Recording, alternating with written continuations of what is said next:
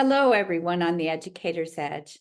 I'm here with my good friend Farial English, who is one of the authors in Miriam Laundrie's Mastermind with me this year. We both published books with her. She's a Canadian publisher in Niagara Falls, Canada.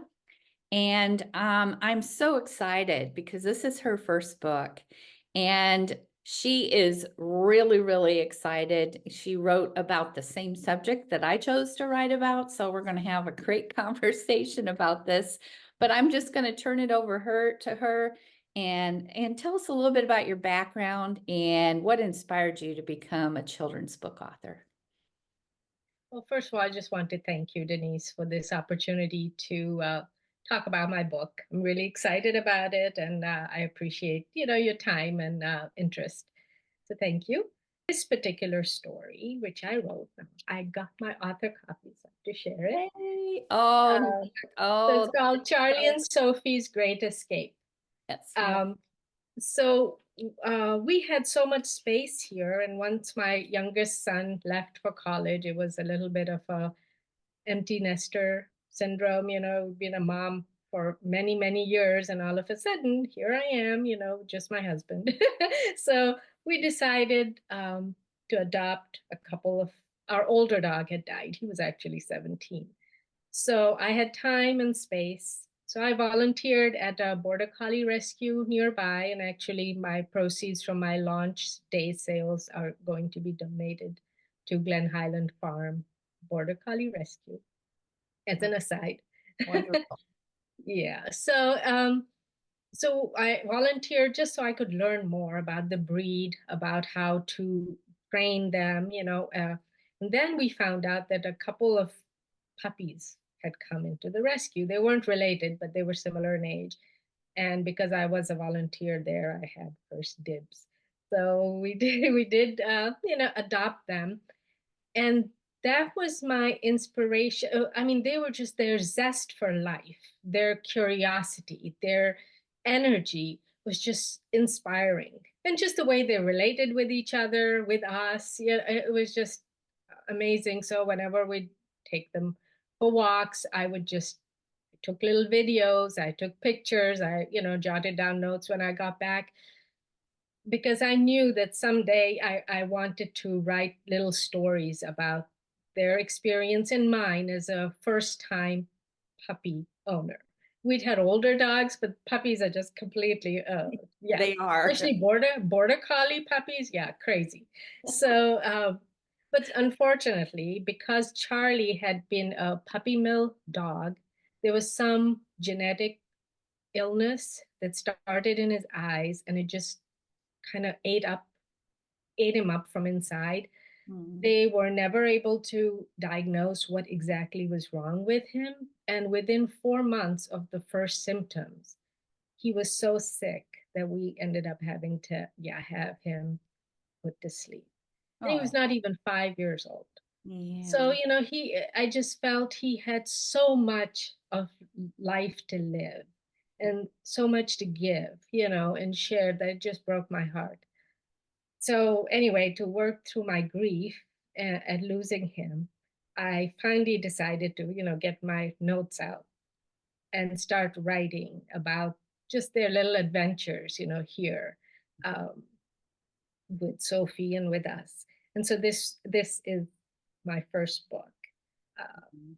So that he was the inspiration and just the relationship that he had with us.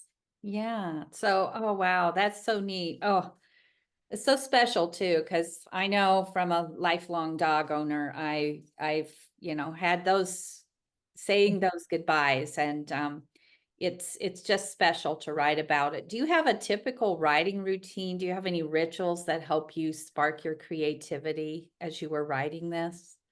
I need a quieter place.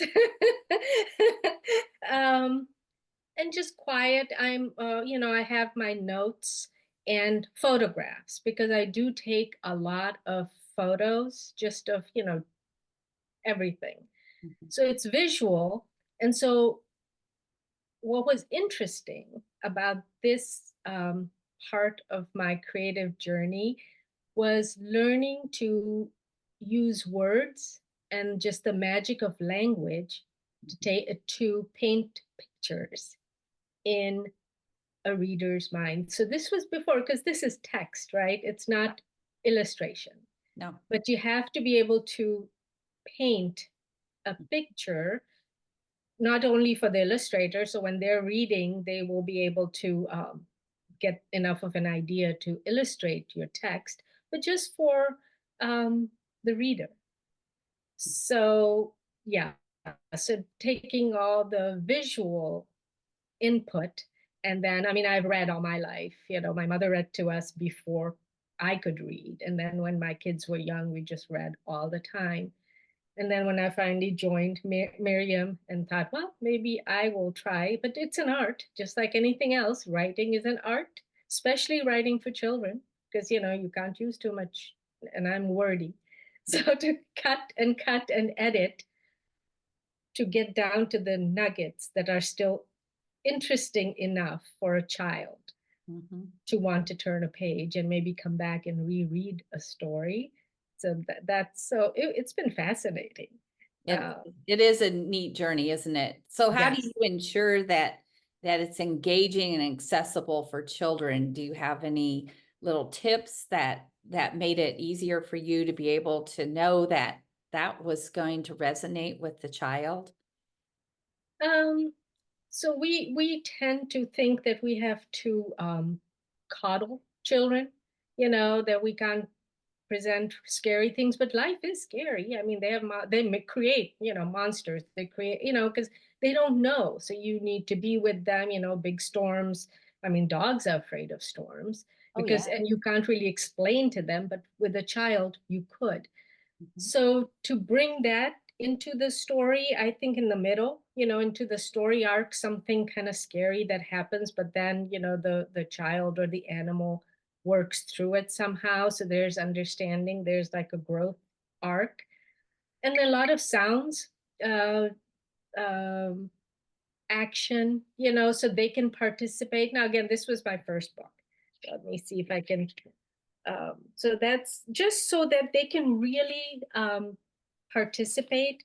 So Mhm. here she did a nice job. So they're just Oh, exploring, oh, and you know they hear a chickadee sound, and there's you know some other oh, I um, love that. They're gonna, yeah, there's the beaver pond, and you know, whenever we walk in the spring, there's the sounds of those bullfrogs. mhm. So maybe they can learn how to make that sound themselves, Yeah. or you know, think about it the next time if they take a walk, what kinds of just close your eyes, listen to the world around you. Do you hear, you know, maybe a bird calling or some dog barking far away?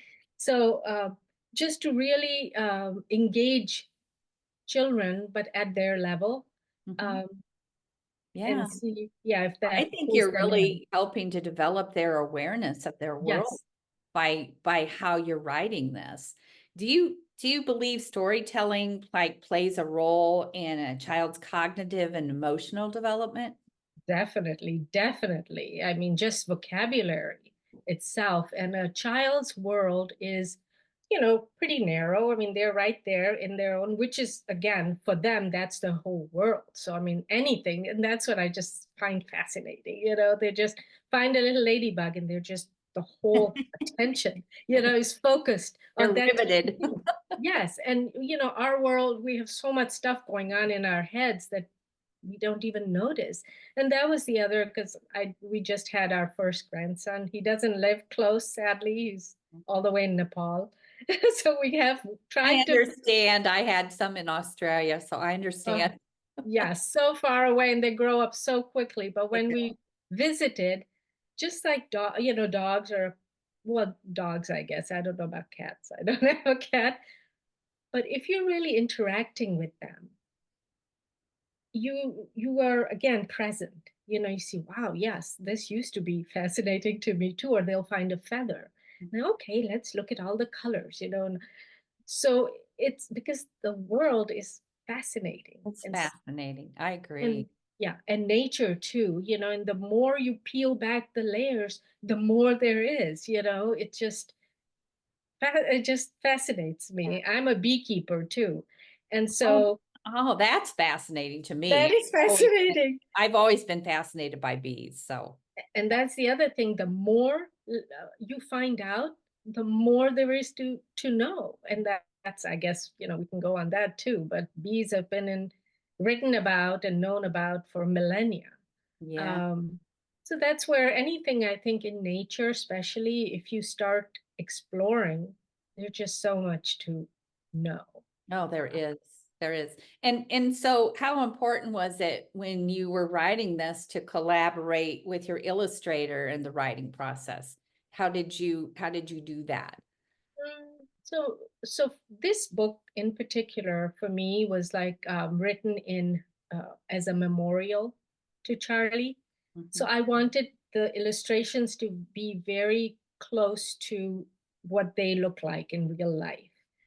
So I found an illustrator who is she draws a lot for natural history kind of books, very realistic. Mhm. Um, and so I just shared many of my photographs of Sophie and Charlie, and we she's from Italy, so she was very uncomfortable um, being face to face, like on Zoom or anything. So it was all via email. Oh, So my next book, I think I'll know more questions to ask because I really missed that collaboration in the beginning. mhm. Where I could actually talk to my illustrator, let them know what I was Mhm. envisioning, that Yeah. kind of thing to set the scene. Mhm. But she was extremely resistant, I should Yeah. say. So So that was it's a not something she was familiar with doing, obviously. Yeah. no. Or maybe she just was not comfortable enough with her spoken English. Oh, Um, okay. Because could she be. was from Italy. Yeah.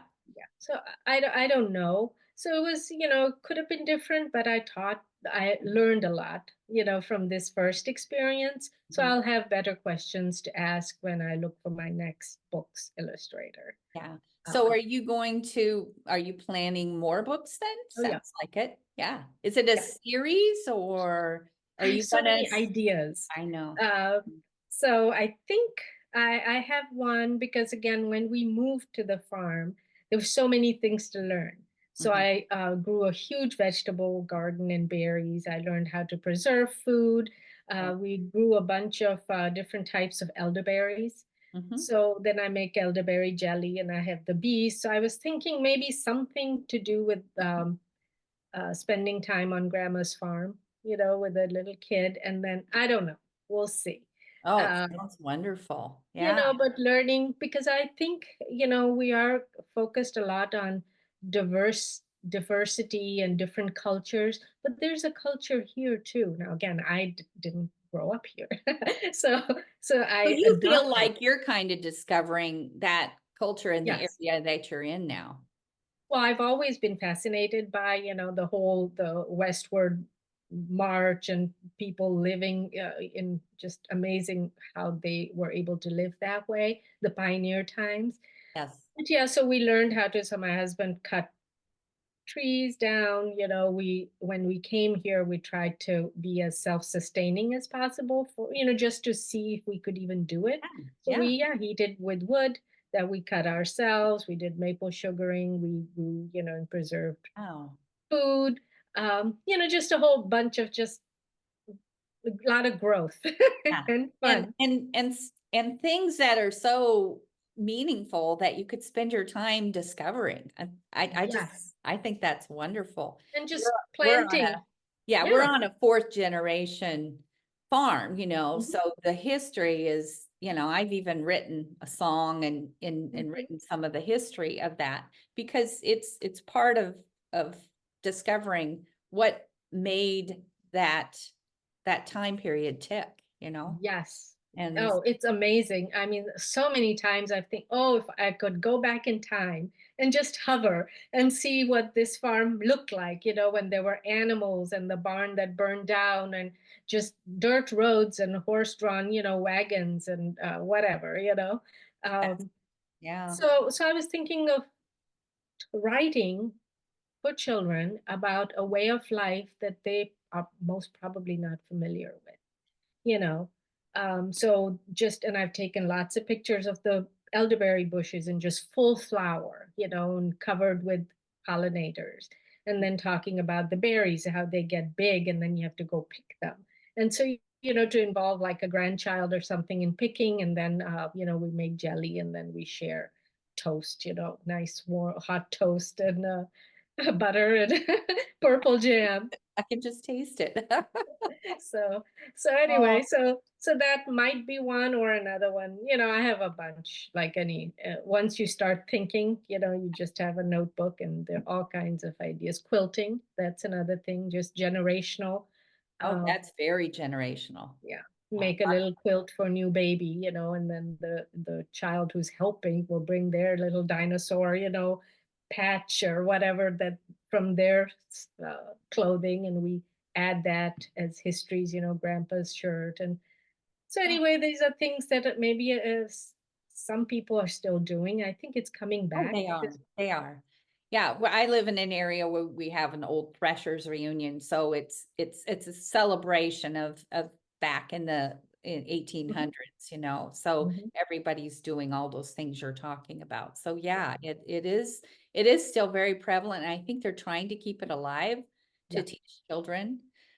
What challenges did you face in writing this book, and how did you overcome that? The book, the editing was interesting, because it's your book, Yeah. your story that comes from within. Then you send it out into the world, kind of like a child. You don't know how it's going to come back changed, and it does. And then you have to learn to appreciate the changes and see, okay, does this make sense, with my voice or so that was a challenge in the beginning, but once again, it's a changing your perspective, how you approach an issue and how you talk to yourself. And so, It's- yeah. It is And a so that, lot of mindset yes. in your own writing. Yeah. And that's where growth is, right? I It mean, is.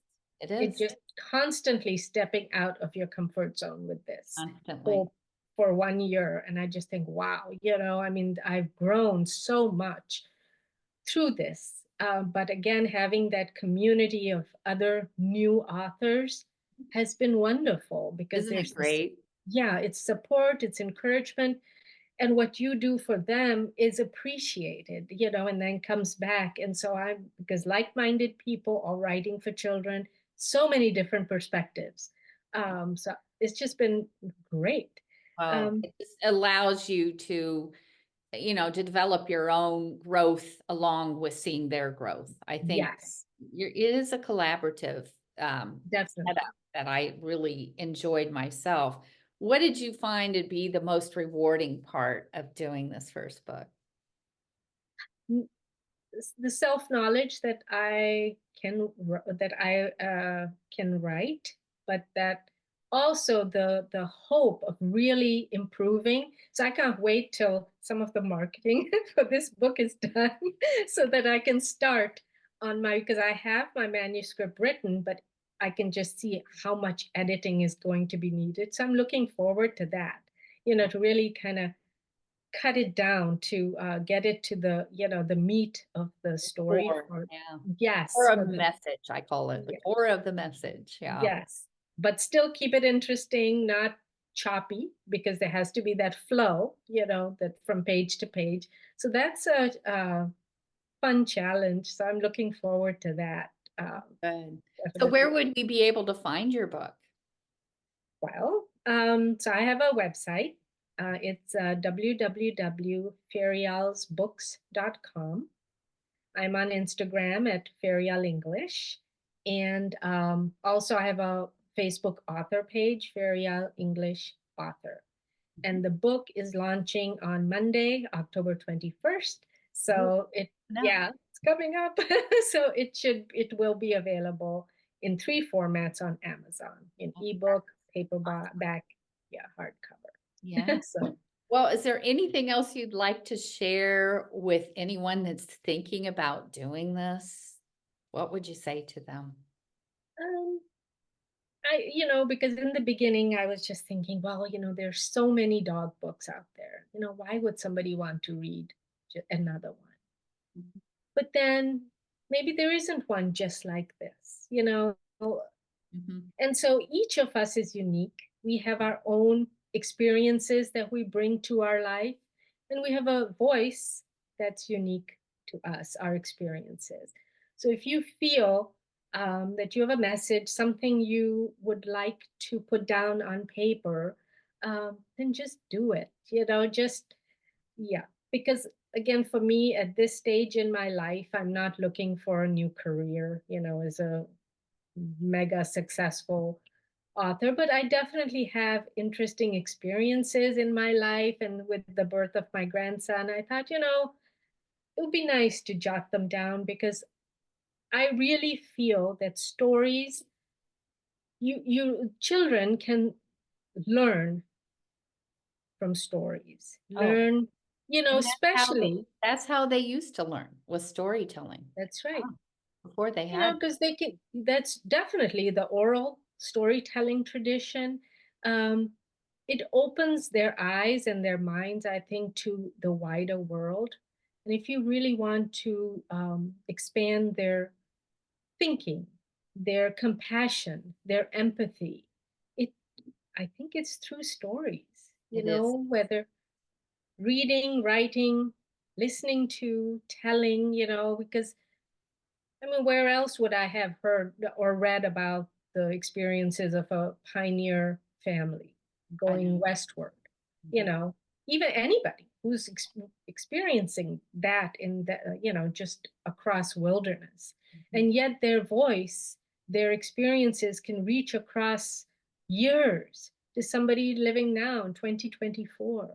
And we can visualize that.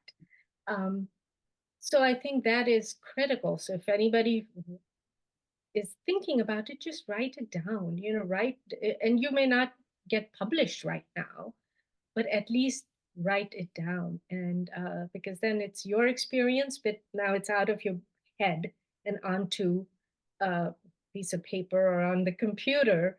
So somebody else sometime. And people did journaling. People used to keep diaries. People wrote letters. Well, And that's so how much we of that, know what happened then, yeah. because they did write it down. But Well, now it's all in the ether somewhere on the I cloud. know. And I think we still need to write. We still need it on paper and we still need to hold it in our hands and Mhm. hold it in our heart. Yes, Thank definitely. you so much for Oh, coming on today. And I wish you the best of luck on your lunch. I'll be blasting it out like as well as all the other authors on your day. And you'll thank be on with an interview with Miriam. And it's a fantastic day. And mine was on July 25th. So you. you're gonna love it. And thank you so much for sharing with us today. And we will be seeing your book soon. Well, thank you so much, Denise. I just really appreciate this opportunity of Oh, you're talking with you. welcome. And we'll talk to you soon Okay, on your thank you. lunch day. Bye now.